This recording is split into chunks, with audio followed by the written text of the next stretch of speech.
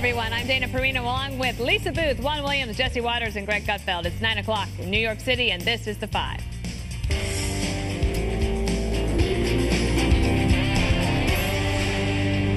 High stakes in Hamburg as President Donald Trump and Russian President Vladimir Putin meet face-to-face for the first time today at the G20 summit in Germany.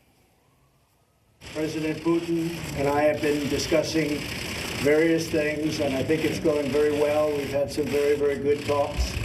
We're going to have a talk now, and obviously that will continue. But we look forward to a lot of very positive things happening for Russia, for the United States, and for everybody concerned. And it's an honor to be with you. Thank you. Thank you. It was scheduled to last about 30 minutes, but the two leaders met for over 2 hours, even ignoring the First Lady, who gently tried to get them to wrap it up. And it appears there was at least one big accomplishment, an agreement to begin a limited ceasefire in Syria beginning on Sunday. Secretary of State Rex Tillerson, who was in the room where it happened, gave us some insight as to what else they discussed. The president opened the meeting with President Putin by raising the concerns of the American people regarding Russian interference in the 2016 election. They had a very robust and lengthy exchange on the subject. The president pressed President Putin on more than one occasion regarding Russian involvement. Meanwhile, Russian Foreign Minister Sergei Lavrov cast the conversation in a different light, claiming that President Trump accepted Putin's assurances that Russia didn't meddle in the election. Now, Greg, before we delve into all of that, Hamburg or Hamburg? Bah. Hamburg. That's what I say. And CNN should say that, too, because Donald Trump started the meeting with Putin by raising concerns over the election meddling, according to Tillerson. That sound of a toilet flushing right now coming from Atlanta is CNN's bogus narrative, because they said, according to a source, that he would not confront him over that, and he did. So maybe they might refute that. This was also, they did something like this just a few weeks ago, where they said, remember they had to correct it. They Comey said was going to testify this or that, and he didn't. Yeah. Right. The other thing, too, is I'm really, and I don't know if we're doing it on our network, because I always watch the opposition or the people who set fires and throw rocks at people are not called protesters. Then all arsonists are protesters. People who bomb buildings, you could call them demolitionists. But all day I was at the gym. Not all day, but I'm watching. I'm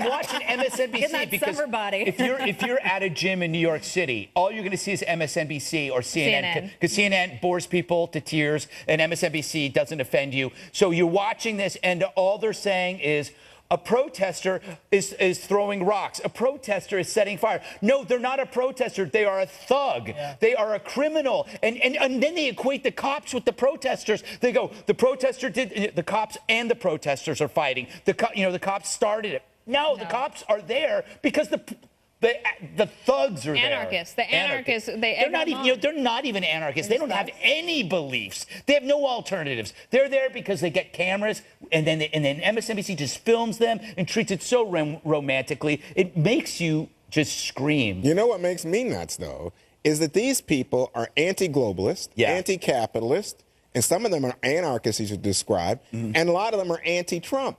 But you see them somehow as all thugs, but guess what? What? I think a lot of them are in line with Donald Trump's anger at free trade, anger at climate deals, anger at no borders. Find one who's against the climate deal, and I'll give you $1,000. No, but I'm saying, no, and I don't even have that.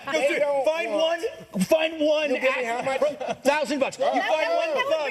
Right here. No, you find one thug. Shake on it. Find one thug who's against climate change. $1,000. No, but you wanted to call these guys thugs, but I don't hear you say that when Trump people who are anti-trade. They don't throw rocks and they don't set fire.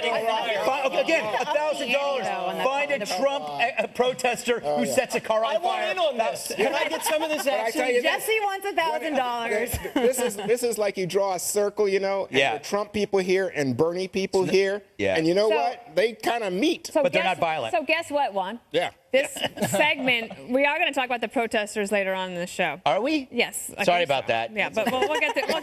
But, no big deal. I forgot. Let's talk just a little bit about the accomplishment that was made today, Jesse, which is basically now we've been finally have some movement to at least get a ceasefire in a small part of Syria in the southwest region, with the hope that with a lot of details have to be worked out, that some humanitarian assistance can finally get to the innocent people that are there. It's good news on the surface. This could have been gift wrapped beforehand to set it up like a big achievement after the meeting. And who knows how long it's going to last. So we'll just keep our fingers crossed. I thought it was a very high-stakes meeting, and I think Donald Trump made the country proud. I think the media thinks that Donald Trump's going to come into a meeting like this with his fly down and start shining Putin's shoes. So I think when he goes in there, the expectations game helps him. The optics were good. He won the handshake game big time. Oh, he did? He looked comfortable and at ease and serious. And then Melania was seated next to Vladimir Putin at the dinner. They both speak German, so that looked really good. On substance, like you said, we have that accomplishment in Syria, but they also talked about cybersecurity and trade and Ukraine. But I did think that was a little weird that we have Lavrov, the foreign minister of Russia, Lisa, announcing that we apparently are going to do some joint initiative with Russia on cybersecurity. Yeah, that's a little ironic. Really? But look, I also think that sort of this buildup regarding the election meddling, to me, just seems grossly overbuilt. Because you look at all these other issues that we're facing as a nation and things that are President Trump should talk to Putin about and talk to Putin about. As you mentioned earlier, 500,000 Syrians killed throughout this civil war. We've got ISIS in Syria as well, which is obviously a huge threat. Russia increased trade with North Korea by 73% in the first 2 months of 2017. They're also trying to box the U.S. in with China, with what we're facing North Korea right now. North Korea now can launch an ICBM within range of Alaska. So of all the things that we are facing right now and all the threats that we're facing, not to diminish the election meddling, but it doesn't seem quite up there with some of these other things. Right. Well, the Senate Minority Whip, Dick Durbin, he had a little something to say about President Trump in the meeting. Let's listen to that. Senator, what's the most positive thing you have to say about Vladimir Putin and the most negative? Well, the most positive thing is he is gifted in his knowledge of history. Our president is not. He certainly knows how to meet with foreign leaders and to push his agenda. Our president has limited experience in that. He knows the intelligence agencies of Russia since he was a member of the KGB for a period of time. Our president tends to deride his own intelligence agencies and their findings. So he's in a strong hand in this negotiation compared to our president. Jesse? Dick Durbin and the Democrats criticized Donald Trump for kissing Putin's ring for the last 6 months. He just heaped praise on Vladimir Putin like I've never heard Donald Trump ever say in his entire public career. And I think a lot of people like to believe that Vladimir Putin is this cagey, cerebral, calculating guy that gets his agenda through. That's just because he walked all over President Obama for the last 8 years and got everything he wanted in Syria, saved Obama's skin after the red line was crossed, came into Ukraine. President Obama gave the Ukrainians, our allies, food instead of heavy artillery, and then interfered in our election, allegedly, and President Obama did nothing. So, of course, Vladimir Putin looks like this very strong leader that gets everything done when he faces President Obama, who wasn't even competing. I think that it was Donald Trump who had such high praise for Vladimir Putin. I think what Dick Durbin was doing was comparing the two, and by comparison saying Putin looks much better. But let me just say, I've never seen any. Let me just say, run down a sitting president while they were overseas. Give me a break Durbin here. just did to President That's Trump. not. Let me just say. Can you give me an It was example on the other Donald side? Trump today who sticks out his hand. I don't know how he won the handshake war, by the way, but anyway, he sticks out his hand I'll show you in and a says, second. "It's an honor to meet you. This is an But, honor Ron, to that's meet just this like a guy nicety. who Like, is invading you how he did people." it? That's No, diplomacy. No. Oh, That's no. diplomacy. Extend No, because your hand this in is the guy diplomacy, that Ron. interfered in an American Didn't bow election to and him. seeks to undermine democracy. At least he didn't bow to him. Let me just say, in addition to which, it's just striking to me that you get one set of description of the events from Sergei Lavrov and another set from Tillerson. Welcome to political spin. And- no, Who do you believe? I don't. The Russians? Listen, you know what I believe? I believe Tillerson when he said, what we tried to do is not focus on the hacking or the spread of disinformation. We're trying to move forward and try to get them to promise not to do it again. I'm glad you don't How believe weak the Russians. is that? Oh, you think That Rex is- that is- Tillerson is weak? weak? it At is least he's not interesting, John Greg. Kerry giving away billions This of is all dollars you to the can do. Let me get Iranians. Greg in for a second, because it is interesting that the left has spent the last 8 months or so dissing the Russians, right? And saying you can't trust them. And then today, Lavrov is out with his spin of the meeting, and they believe Lavrov? Well, the narrative that started was, even before they came out of the meeting, that Putin was already the victor. If you were watching it, he already won. And their logic was that just by meeting Putin is won. And that the longer the meeting went, the more respect Putin got. If the media had gone to see the Titanic, they would say the boat won. Because they are so screwed. Their confirmation bias has now closed their vision so narrowly, they can't see anything, including, that dick. Well, Durbin. I also think the Democratic Party has way overreached here. The Democratic Party is way overreached here on the Russia issue. I mean, you saw recently Senator Chris Murphy saying, oh, maybe we should slow it down with all this Russia talk.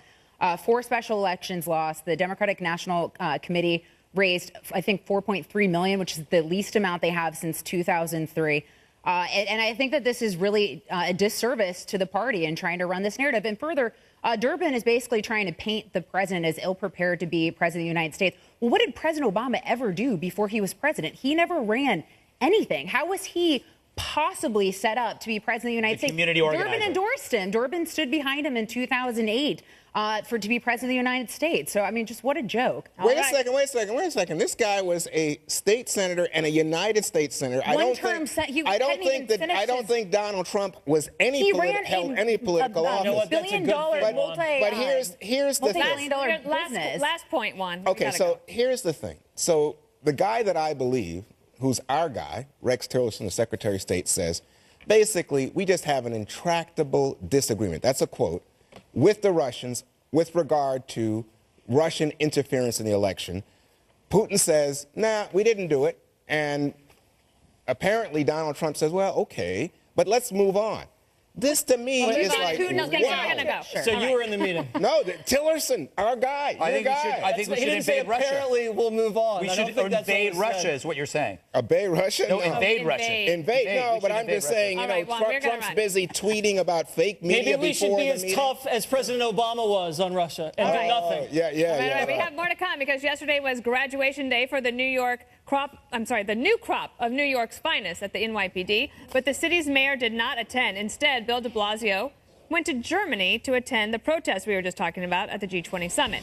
That uproar next.